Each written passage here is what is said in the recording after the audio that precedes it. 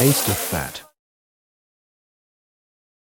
今日所有板塊都錄得升幅，而頭五大升幅板塊係工業產品、資源、電信、交易所買賣基金、金融服務。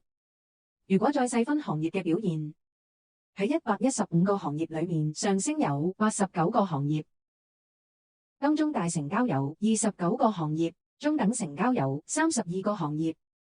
喺最大成交行業裏面，暫時最強嘅行業係有色金屬、保險、銀行。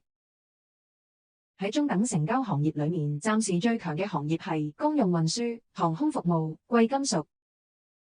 14個大板塊股票強弱比較，以下每一幅板塊熱力圖嘅最左邊一行代表股票強弱，排喺最下面最藍色嘅方格代表股票最強。綜合企業、基建、金融服務、電信、地產建築、醫藥、消費服務、互聯網和科技、消費商品、工業產品、能源、運輸、資源、交易所買賣基金。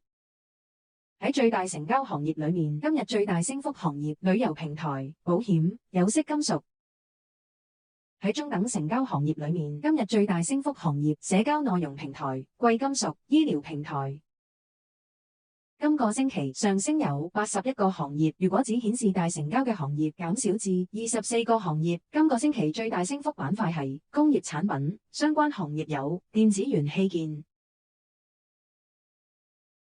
半導體。第二大升幅板塊係互聯網和科技，相關行業有電子商務、短視頻平台、遊戲、資訊科技器材。第三大升幅板塊係資源，相關行業有色金屬。第四大升幅板塊係電信，相關行業有電信服務、電信及網絡器材。第五大升幅板塊係能源，相關行業有石油及天然氣。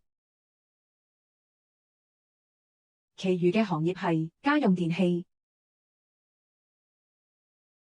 交易所買賣基金港股通、煙酒、證券、